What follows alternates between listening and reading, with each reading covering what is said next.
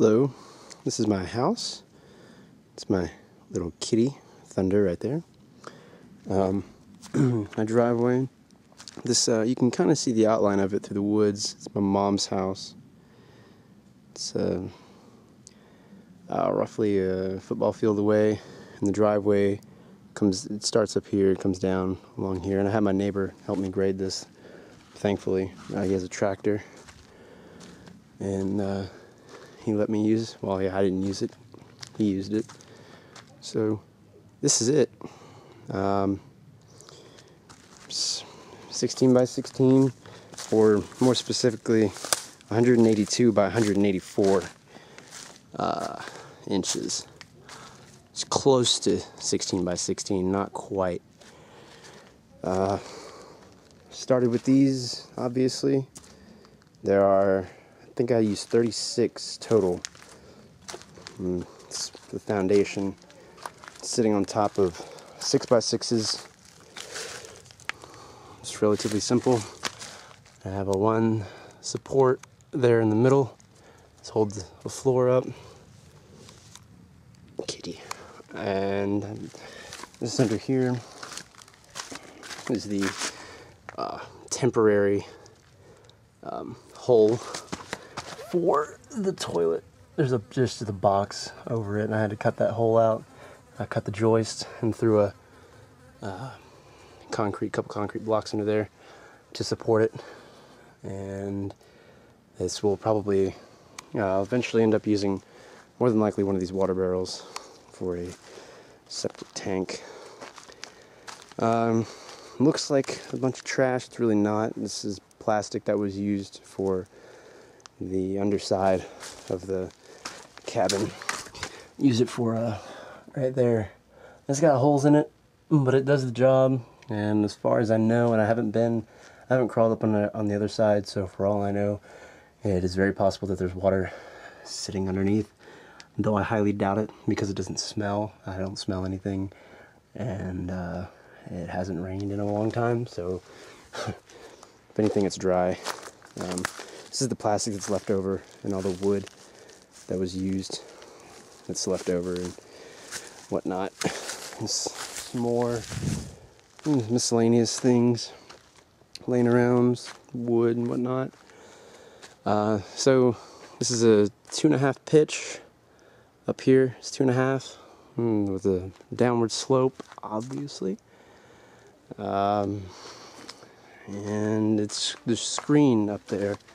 Just kept it simple, and it keeps airflow going through. I put a piece of plywood up here on the 2.5 foot section because I added the loft, and then we needed storage. And because I didn't have this top part overhang enough, the bottom side, this side, damn it, overhangs a lot more than the top, which was kind of a mistake, except I didn't have enough metal, really, and my budget was, of course, pretty tight. So this piece of plywood's up there to protect what's in the loft from rain, just in case it comes in sideways. And so this is screened in with screen going up where fascia and soffit would normally go. And there's also screen on this side as well. My water barrels, soon to be up and functioning, will be going right here. I was thinking I was just going to add a concrete base down here, or perhaps a couple stones, and raise up some 2x4s and some pressure treated 2x4s, and just put some plywood on it, or perhaps pressure treated plywood, and have that support my water barrels. And I have this whole length of the cabin to run them if I needed to, or wanted to, if I wanted to have that many. And I'll take you inside. This is one of the doors that I got, or took, and it's really heavy. And because this is a cabin, and the whole idea is it's like I guess, free living per se, it didn't make any sense to put a big, heavy door on here. So for the last month and a half, it's been curtain slash screen, which is completely fine. Nothing gets in, and it's not that difficult to traverse in and out. So we'll start from one side and work our way around. It's probably a little difficult to see. This is a ladder, and it's our temporary loft ladder. Whereas our storage, and so that's why the piece of plywood is up there. And eventually I'd like to put plywood, at least one piece over here, to protect from sideways rain, just in case. And I guess I'll go up there real quick. And there's plenty of space up here, really.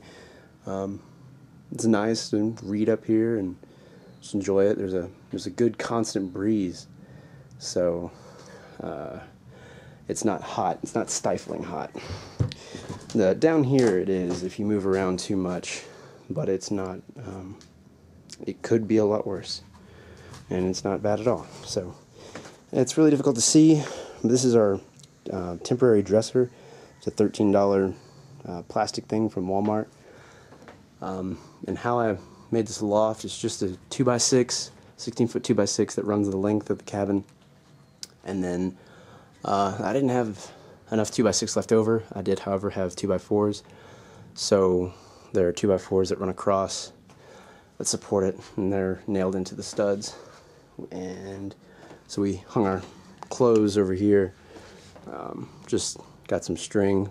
I know it's difficult to see. It comes down in between both the studs, and it's just a temporary makeshift closet space. And we've got little sections of 2x4s thrown throughout this place because the cracks in the plywood, it keeps the plywood flush. And so I just threw one in there, and they're good for shelving. It just adds a little bit of storage space. Vertical storage space is pretty much the best thing you can do. And we added a bookshelf over here, and I'll back up. That's the bed. It's a full-size bed, and it's really comfortable. It's a futon with a full-size mattress on it.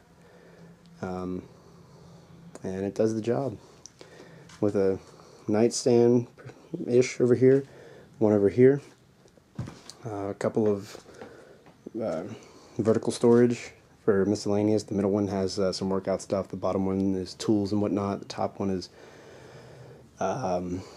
like computer stuff or like writing utensils and whatnot. And it does what it's supposed to. And the bathroom over here, this bathroom is 5x6, so it's a pretty decent sized bathroom. We went and bought a corner shower, a corner shower base, and I put the hole in here that does go outside, but I haven't got the piping for it yet, so that's just temporary. It's kind of just sitting there, not used at all, of course. Some clothes, just, put some storage there. And, of course, the toilet area that isn't used that much yet because lack of finances at the moment. And once this wall, I built this frame over here, so once this goes up, there's your frame. You have a nice corner area over here, and then you have plenty of space for your toilet needs, and you have plenty of space to when you get out of the shower, and also plenty of space to walk around. You walk around in your bathroom. It's pretty simple. I just threw up a frame inside, threw an extra plate on top, and that's it for the bathroom. And the water barrels, the spigot for the shower would be coming off of this wall, and the water barrels are going to be on this wall. It's the back wall, and this is the right side wall. So I'm going to have to run the pipe in through that side, and then it'll come in here, and then the pipe will run along this wall through there, and then into the kitchen. So it would come through here. Originally we were going to put a window up here, but because of the pipe, and I didn't think about this until a couple days ago, or very recently, the pipe is going to be coming through these 2x4s, so we can't put the window there, so we'll put it on this wall instead, and it would look a lot nicer with the door being where it is and the window on the front as well. And these are my kitchen counters. I built these out of 2x4s and plywood. You know, they're basic, I mean, but they do the job. We got some shelving through our, those are pots and pans here, some more miscellaneous stuff, food storage, that's very temporary. There's enough room where this piece of plywood is, it's not the wall, that's just a random piece of plywood. There's enough room over there for a pantry, or at least to add more storage for food. That way, underneath the counter, more things could go. And then under here, there's just a array of plastic bottles and plastic and glass bottles, as well as some boxes and whatnot. And then, of course, the water. You know, you gotta have water, a couple cases of water, a couple gallons. And this is a refrigerator, per se. It's just a cooler with ice. And that is the makeshift refrigerator. And these countertops are extremely sturdy. I mean, I made them, so. And really, that's actually it. It's just pretty simple. With where the soffit and the fascia are supposed to go, there's a screen up there. Actually, we'll go up into the loft real quick.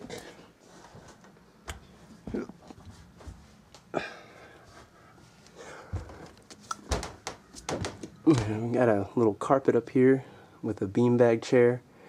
It's, I said it's very comfortable. And so you've got your, your screen, awesome bug protection, and eventually I may put a ceiling here if I can do something extremely cheap. I'm not quite sure what yet. My water barrels, I'm working on my water barrels in here, and I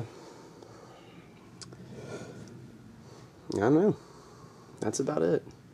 It's really simple, it's really comfortable, it's all that I need. There's enough room on the roof, and you can see this is all, that's sunlight, it's very bright sunlight, and sun hits the roof for sure for roughly 5 hours out of the day. And that's some good sunlight. I mean, that's enough, and that's the point. Really, it's enough. And then, so we would only be charging, a couple laptops, phones, eventually a water pump, and there are other methods of producing energy as well. So it's a work in progress, and all the white stuff, it's all caulked up. I just use really cheap stuff, but it did the job. And these water barrels will be going. The spigot for the shower goes here. Water barrels will be on this outside wall out here. And yeah, it's a temporary carpet. This carpet was in my mom's basement, and she let me have it, but it won't be in here for very long. It gets dirty very quickly, and we would like to put, we could very easily put a wood floor in here, or a laminate floor, something, tile perhaps. And so that's my home. It's my $1,600 home. Oh yeah, and that was the other thing too. This cost $1,600, less than $2,000 for sure to move in.